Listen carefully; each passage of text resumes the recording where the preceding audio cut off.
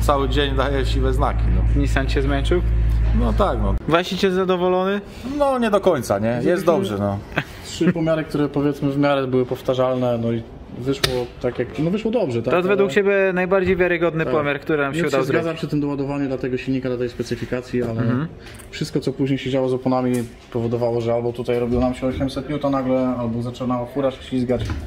Zmieniliśmy dyfer, więc jakby ratowaliśmy się jak mogliśmy, ale zmiany są jeszcze gumy, no, niestety. Na to, co dzisiaj się zaczynało i zapowiadało, no to powiem Ci, że jest niebo a ziemia, nie? Chłopaki po raz kolejny wykonali robotę. O, ja Ciebie i Ty mnie, noc nas zastała. Słuchaj, no trzeba jeszcze coś dodać, jeżeli chodzi o wóz Mariana.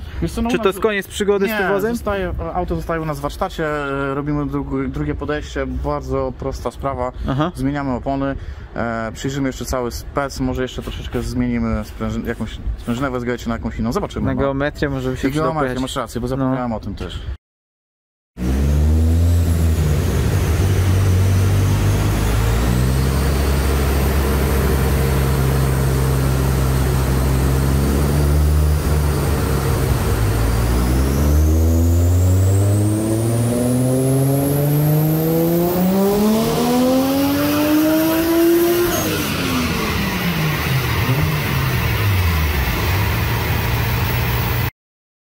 Przede wszystkim kolejny dzień zmagań i wcale nie drugi, to chyba nawet 4. dzień na hamowni, bo tak. po drodze były 2 próby. Tak. Na jedno się załapałem, ale... Wiesz co, no tamtej pory, zmieniliśmy dyfer na dłuższy, no chyba byłeś jeszcze na krótszy. Ja byłem jeszcze na krótszym. 305 opona, tak. Tylko szersza opona była i co? Nie sprawdziło się. Nie, no i potem po twoim... ty pojechałeś, następnego dnia przyjechaliśmy, no i podjęliśmy próbę. Specjalnie to zrobiliście pod moją nieobecność. Tak, oczywiście. No, z jakim skutkiem? Opowiadaj. No to zaraz się przekonasz. A, okej. A co, w takim razie jest jeszcze co nagrywać? To tak, no bo z alkoholu rezygnujemy, bo tutaj mamy małą ustereczkę w kolektorze ssącym, jest nieszczelność, już nie zdążymy tego zrobić.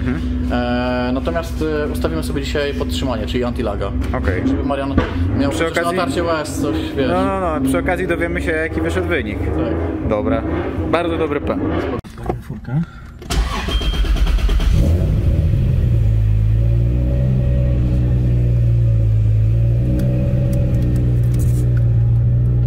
Troszkę sobie dogrzejemy dzisiaj, wiesz? No, dzisiaj chłodny dzień. Ja mam 6 stopni. Czyli zasadniczo dzisiaj jako tako strojenia nie będzie, tak? A wóz jest wystrojony. No nie będzie, ale coś jeszcze zrobimy. Ale co, myślisz, że spróbujesz jeszcze coś ugrać? Zawsze jest taki magiczny, wiesz. A, zostawiłeś coś na deser. Enterek na koniec. No to bardzo się cieszę. Się uda kliknąć, zobaczymy. No teraz tylko musimy trochę opony przegrzać. No i na tym nowym dysze żadnych problemów z żadnych, trakcją? teraz jest wszystko w porządku, na 5. biegu wszystko jest git, także powinno być okej, nie? W końcu. Dobra, lecimy.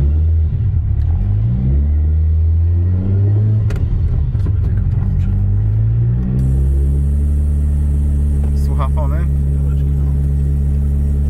A weź daj na chwilę te słuchawki, pokażę jak to brzmi. Czekaj, może troszkę głośniej zrobimy. No takie ćwierkanie, no. Śmieszne. Czekaj, muszę to ogarnąć.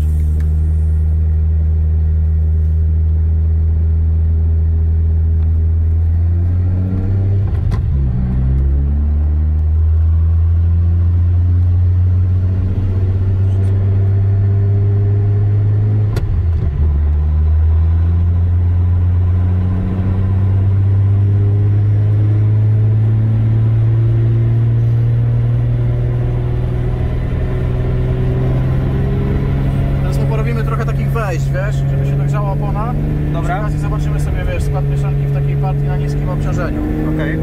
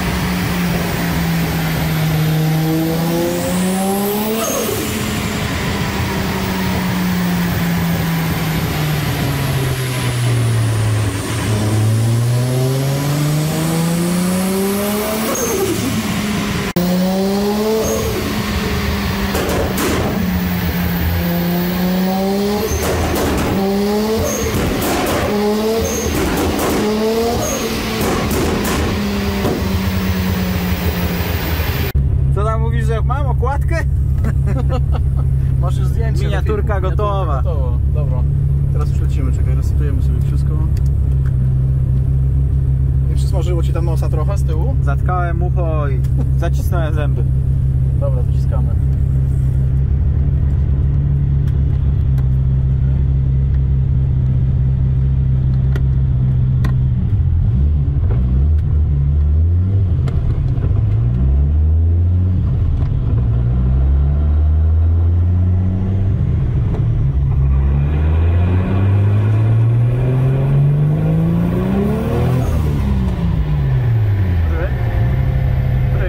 No, to ja myślałem, że to będzie krótki odcinek, bo już wszystko zrobiłeś wcześniej. Strasznie ciężki. A całe szczęście wóz jest, ciężki w sensie, wiesz. wóz jest uparty, trudny, Strasznie, kurde. nieprzyjemny i trzeba się trochę napracować. No. Wiesz, i upięcia i wszystko, takie trochę już testowaliśmy różne opcje, bo naprawdę trochę tego już przerobiliśmy, ale nie mieliśmy takiego opornego pacjenta, naprawdę, serio.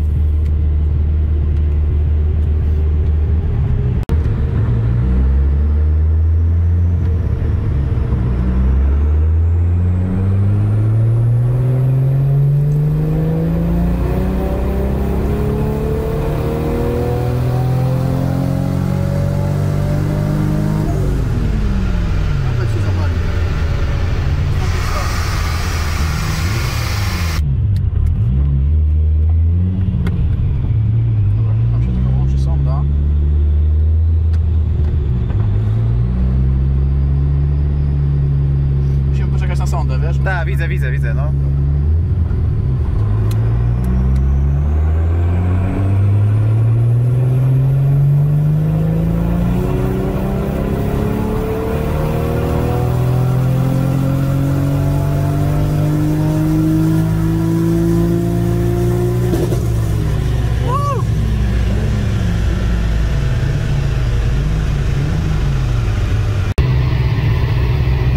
Nawet góra troszeczkę lepiej wyszła.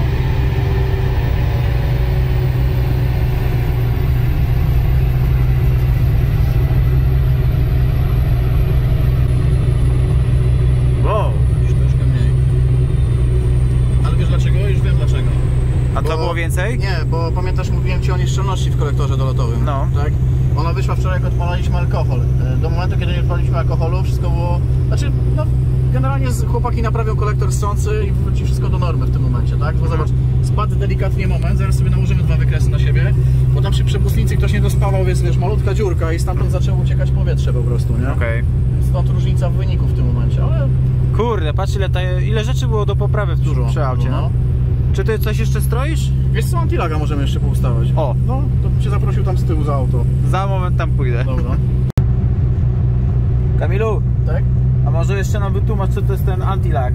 Do czego to służy? Jak Co, no się... to jest takie, tak w prosty sposób to wytłumaczę, to jest takie, to jest po prostu podtrzymanie turbo, tak? W tym... Lag to opóźnienie, co Tak, nie? w tym przypadku robi się to, ogólnie robi się to po to, że wycofujesz zapłon, wzbogacasz mieszankę, uchylasz delikatnie przypustnicę, oczywiście targetujesz ją tak, żeby ona do pewnego momentu była uchylona, nie tak, że wiesz, 50%, znaczy w niektórych przypadkach tak, ale tutaj powiedzmy jest 15-20% uchylenia. Okay. No i to, co miałoby się spalić w komorze, zaczyna tak najprościej tłumacząc spalać się w kolektorze i w turbosprężarce, napędzając to.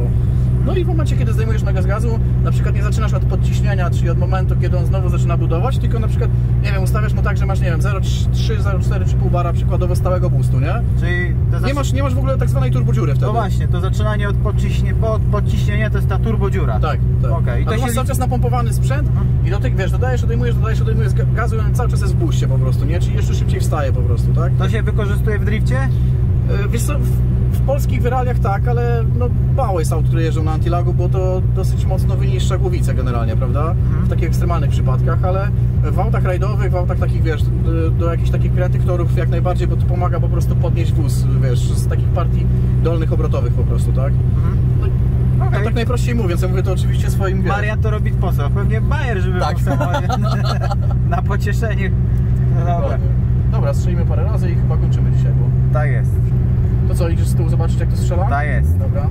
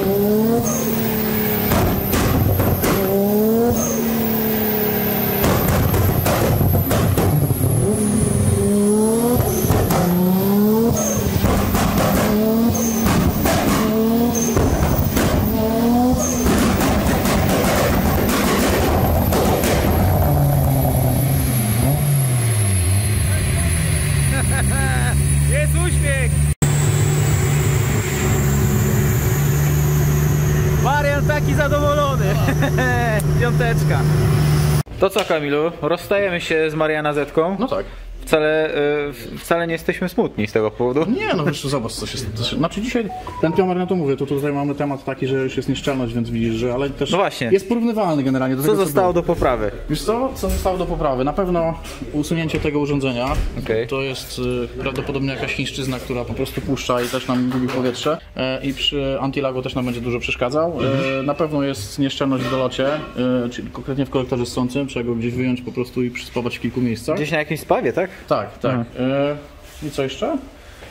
No i wtedy będziemy mogli odpalić alkohol, tak? No właśnie, dotrysk. Tak, Dotrysk no, nie też... zrobiliśmy tego, no z alkoholem jest taki temat, że jeżeli mamy nieszczelność w dolocie, no to po prostu ta ciecz ucieka nam po prostu pod ciśnieniem i to nie ma sensu. No tutaj skończyło się tak, że ten alkohol wydostał się na silnik, więc nie chciałem jakby kończyć pomiaru jakimiś fajerwerkami, więc odpuściliśmy sobie temat. No, trzeba to poprawić, ale generalnie sprzęt podaje, motor w mojej opinii naprawdę bardzo dobrze poskładany, dobrze generuje, 800 N, także uważam, że... Marem uśmiechnięty od ucha do ucha, płomienie są. Płomienie są, dobra. antilaku odpalony, także... Czyli kończymy wynikiem 670 może być. No nie, no docelowy jest ten, który był tutaj tak naprawdę, bo chłopaki kiedy zniwelują nieszczelność, no to tak naprawdę ta mapa, która jest, wraca z powrotem na swoje miejsce i działa tak jak działała na hamowni, także tak to wygląda. To jeszcze możliwe, że będzie jakieś dostrajenie? No na pewno, chłopaki chcą mieć 7... jeszcze o jednej rzeczy powiedzmy. Tutaj bardzo ważna rzecz, chłopaki zamontowali wałki 272, które mają duży czas otwarcia i duży lift. No i efekt jest taki, że na miękkiej seryjnej sprężynie już tutaj góra po prostu jak widzisz trochę kiśnie, tak? Mówiąc tak najprościej i powinno to wyglądać w ten sposób, że im wyżej kręcimy, tym bardziej chce nam się tutaj zrobić jeszcze trochę więcej powera, a w tym momencie to zakręcenie go wyżej nie zrobi nic albo spowoduje, że tutaj ta moc zacznie spadać i ten moment jeszcze bardziej zacznie uciekać na dół, więc zostawiliśmy to na 7300 w tym momencie, więc Aha, okej. to wygląda. No to bardzo dziękujemy za... Szczerze, jeszcze taka końcóweczka, moim zdaniem naprawdę właściciel jak wsiądzie musi się przejechać i spalić porządnie kapora, bo to z trzeciego, z czwartego biegu może jechać po prostu z gazu w tym momencie. Zobacz, masz przy 4800 momentu, także... Grubo. I chyba się nie spodziewałeś takiego wyniku, co? Nie. Tym bardziej fajnie. To co, tym akcentem kończymy odcinek.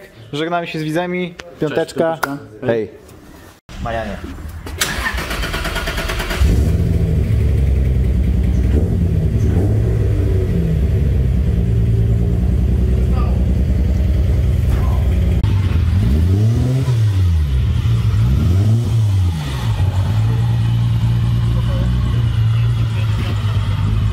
Wracamy do tematu Mariana Wozu. Odwiedziliśmy Byków, siedzibę jego firmy. Weźmiemy Mariana na krótką pogaduchę, bo trzeba dokończyć ten odcinek. Dzień dobry. Cześć. Jak wóz się sprawuje? To z 2 tygodnie już minęło. Dwa? Więcej, no już nie pamiętam jak się sprawuje. Jak wstawiłem, tak stoi, nie? Tylko na geometrię pojechałem, mi chłopaki ustawili, ale to co to za jazda? Też mokro, ślisko, także... No właśnie, mieliśmy Zero zrobić testów. pomiary 100-200 i od 2 tygodni notorycznie pada deszcz. No niestety i przez najbliższe 2 tygodnie pewnie też, nie? No więc właśnie, postanowiliśmy zakończyć odcinek w inny sposób. Garniemy się tak po prostu. No zobaczymy, nie? Mniej więcej przejażdżkę sobie zrobimy w jedną, w drugą stronę. Tak jest. Działamy. Tankujemy. Tak jest. Magia. Wszystko doświadczenie. Torowe. Tak.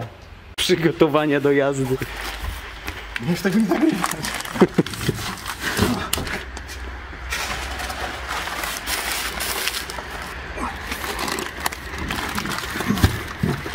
Dokonałeś jakichś poprawek? Tak, po ostatnim, po tym jak Kamil mówił, że nieszczelność w ssącym jest. No. Udało się ją namierzyć? Tak, nie mogłem dojść gdzie na początku, ale później tu, w tych. Śruby jednak miały być zaspawane, te otwory, po starej flanszy, bo dorabialiśmy inną pod tą przepustnicę. Jednak no coś nie pykło i nie zostały dokładnie zaspawane, nie? Okej. Pozaślepiałem wszystkie 4, tak samo jak mówił, że jak coś to mogę blow-offa wywalić, no i wywaliłem też, nie? Teraz jeszcze bardziej tego Araba słychać pod maskiem. Tak. Dobrze. Czuję jak nie wiem, bardzo dobrze, nie? No to tak jak być powinno. No, z innych rzeczy co? A jeszcze przewody podciśnieniowe muszę powymieniać, bo tam jak jeździłem chwilkę ostatnio, jak na geometrii jechałem, to mi coś spadło. Jeden, drugi przewód, ale to już na spokojnie się za to zabiorę, nie? Pierwsze odpalenie po 1,5 tygodnia. Nie rób mi wstydu. Aku padło. Jest, działa. A, jeszcze jedno, po tym zaślepieniu tych otworów, nie? No. Oczywiście przedtem miałem obroty wysokie, jak on czasami Brzydko chodził, 1500 trzymał, a teraz jak się jest pouszczelniało, nie jest idealnie, bo jeszcze widzisz, on tak później schodzi, że go tak zatrzymuje, no to trzeba będzie jeszcze doklikać w komputerku, nie? No ale pewnie regulacja tego teraz będzie łatwiejsza. No na 100%, nie? Bo wtedy wiesz, ten zakres, no to myśleliśmy, że to przepustnica jakaś walnięta, bo używana, a to jednak się okazało, że parę dziureczek.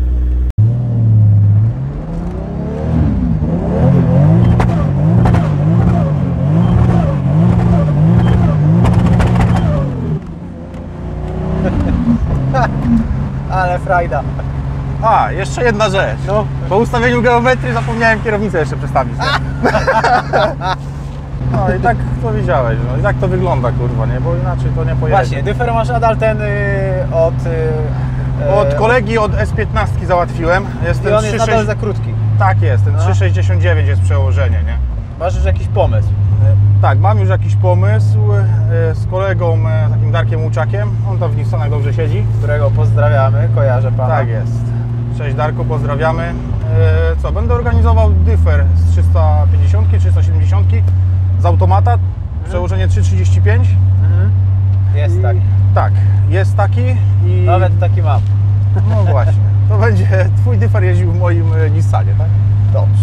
To jest No. teoretycznie Marlenki dyfer, ale Marlenka nie chce takiego długiego, więc jej to na rękę. No, dla mnie na plus, nie? No i z Darkiem gadałem wstępnie, on ma jakiś tam patent, przerabia na przełożenia na 2,90, tam z haczykiem chyba 2,93, nie pamiętam dokładnie, nie? No to na tą moc do tego auta to powiem Będzie Ci, super, no. tak, powinno być idealnie, nie? Bo takie przełożenie miałem kiedyś w swojej BMC 2.8 Turbo, tam było 500 parę koni, no to ładnie to przenosiło, nie? Mówiłeś ostatnio, że wbiłeś piątkę i cię wóz zaskoczył. Tak, wbiłem piątkę, no, pogoda była no, podobna, tylko trochę zimniej było, nie? To akurat no, przy wyprzedzaniu na dwupasmówce, kulturalnie na piąteczkę, gazu mu dałem, no i niestety poniosło lewo, prawo, barierka i środek, nie? Znam ten uczuć.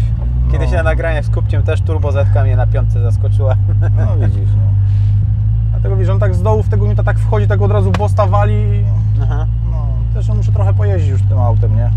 Właśnie, jeździłeś coś tym autem No nic wcześniej? Ci mówię, ostatnio tylko w taką pogodę tylko na geometrię. Ale na tej poprzednim setupie coś pojeździłeś? Tak, na poprzednim pojeździłem, no ale tak jak mówiłem wcześniej, za słabe było dla mnie, nie? Aha.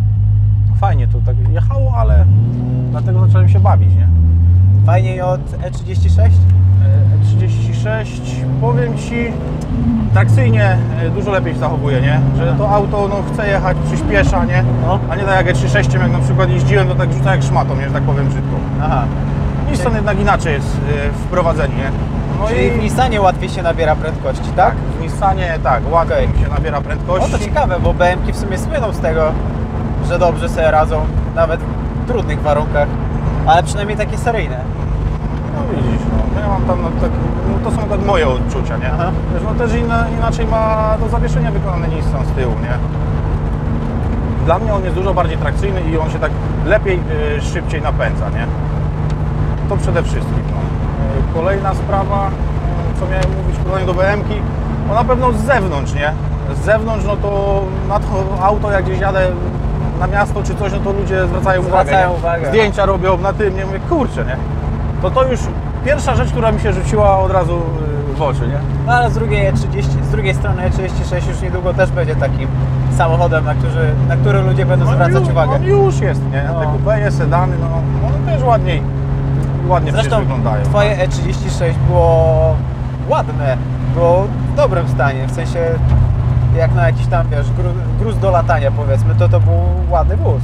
Które 3,6, bo miałem z 4. O kurde, to ja pamiętam to E36, co przyjechałeś na lawecie na Gentlemansów i strzelałeś z rury.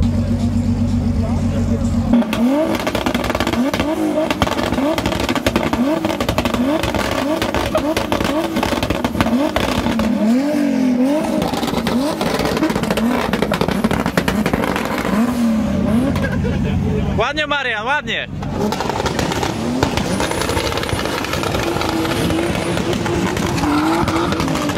No to była, tak, to była coupeja, to było auto przygotowane do zawodów, nie? Profesjonalnie, klatka, wszystko. Także tam to no, uklejone było, nie? No to no wiesz, no tak w miarę starałem się, żeby ładnie Okejka nam wyglądało. pokazał pan.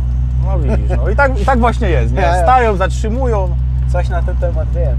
No, to jedne właśnie takie fajne odczucia, nie? Nie mogę się do tego przyzwyczaić, nie? Bo tak przeważnie jak człowiek jeździł, łysy, wydzierany, jeszcze w BMW, to każdy, o kurwa, ale burak, Wszyscy nie? tak. No.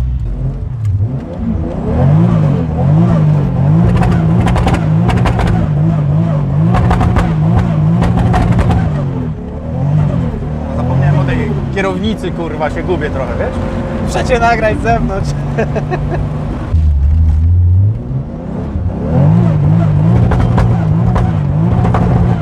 Dwójeczkę wyciągnę. Wiesz, no, ja mu daję, że on cały czas, nie? Z tym zawieszeniem go przestawiał, to trochę inaczej jest, nie? Bo on mi skrócił te drążki. No, jeszcze mi przód.